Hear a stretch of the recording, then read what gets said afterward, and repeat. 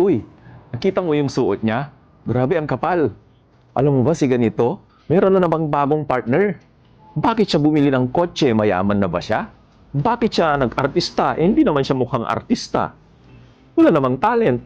Uy, alam mo si ganito? Daming utang niyan. Uy, si Marites, buntis daw, 10 buwan. Ate, kuya, buhay mo, kumusta naman?